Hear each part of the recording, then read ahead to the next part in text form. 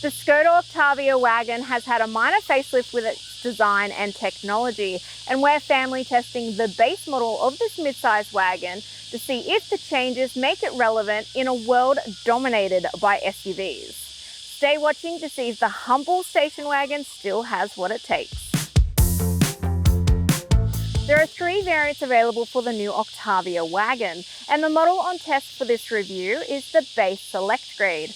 This replaces the previous base style model. This is the first facelifted model to hit our market, with the rest coming next year. In a world where SUVs are king, there's actually not that much to compare the Octavia wagon to, and the nearest rival is the Mazda6 Sport wagon, which is a smidge more affordable before you start jumping up quite a few price brackets to models like the Volvo V60 Ultimate, which sits closer to the 75k mark. The Octavia offers pretty good value. The cabin now gets wireless Apple CarPlay and Android Auto, a wireless phone charger, and design tweaks to the dashboard, including an upgraded 13-inch tech screen. But if you want more info, check out my full written review at carsguide.com.au. The Octavia wagon is sporty looking with its compact dimensions and sharp pleating. The facelift sees new dusk sensing LED headlights replace the previous matrix LEDs, which is a little bit of a downgrade in my opinion, but the new rear light design and 18-inch alloys look refreshing. The interior sees the dashboard gain some fabric and soft touch grey accent paneling, as well as the upgraded 13-inch multimedia screen, which is up from the previous 10-inch screen. The mix of the black synthetic leather and the mottled grey fabric really make it feel warm and inviting in here. You get the most space in the front row. The front seats are pretty comfy. They've got a lot of spongy padding underneath, but the manual adjustment for the lumbar support is great to minimize fatigue on a longer journey. I love the armrest because it has height adjustment and length adjustment, which is great. Access is a little bit annoying because you don't have keyless entry via proximity key in this. The doors aren't too heavy to open though, which my 8-year-old always appreciates. And despite the sitting low, it's not a hard car to get in and out of. Storage is really good up front, and you get lots of cubbies to choose from, including a sunglasses holder and rather clever storage solutions like an umbrella holder in the driver's door and a brush holder in the passenger side door. The technology is well-rounded and easy to use. The upgraded multimedia screen is massive, and while not super customizable, the screen is responsive and the graphics really clear. I like that you have dedicated buttons that act as menu shortcuts for, say, the climate control, but this is the longest volume button I've ever seen. This system has built-in satellite navigation, and the wireless Apple CarPlay was very easy to connect to this week and maintained a steady connection. You have lots of charging options like the 2 USB-C ports and a wireless charging pad, which now has a ventilation function, which is excellent to keep your phone from getting too hot. This has a 3rd USB-C port, which is positioned up near the rear view camera, positioned for when you want to install a dash cam camera. And I really like thoughtful details like that. Access to this row is pretty good. It is pretty snug back here, especially with the doors closed and the armrest down. I still have enough space behind my driving position, and I'm 168 centimeters tall. But this middle section has a dedicated cubby with the 2 USB-C ports and drink bottle holders, which is a permanent fixture. So it's best to think of this row as a 2-seater. My son really liked all of the amenities and storage in this row, with the 2 map pockets, 2 device holders, directional air vents, reading lights, and storage bins in each door. He also really liked that the window sills sit at a low height, so he had a good view this week. I like though that you've got the more durable synthetic leather upholstery on the backs of these seats, which means it's much easier to clean. The boot capacity is great at 640 litres, and you get multiple tie-down points, luggage nets, and a ski-through port that really opens up the storage options as well. While this model doesn't get a powered tailgate, you don't miss it all that much because the lid isn't heavy to operate, and you even get a handy toggle to pull it down.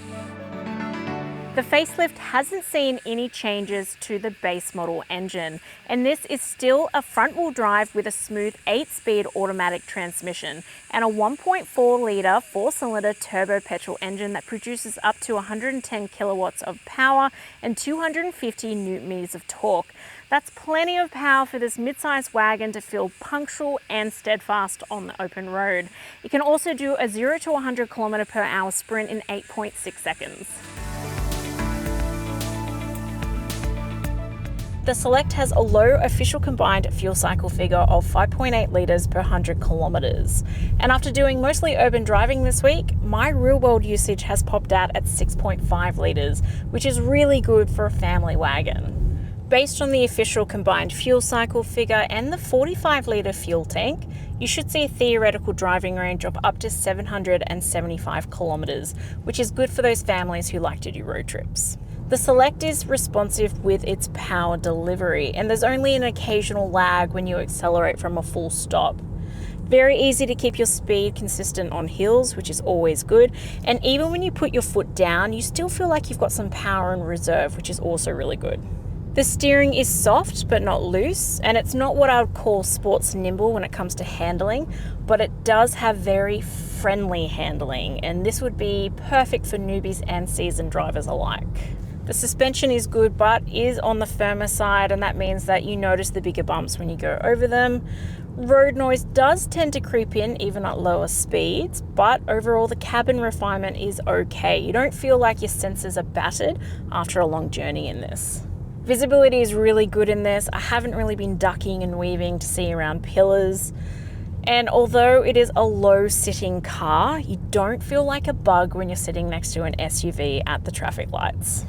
The Octavia is very easy to park. It's got a really good reversing camera system and it looks massive on the 13-inch screen, which is good. It's got front and rear parking sensors, which you can just hear popping on now, and dynamic guidelines.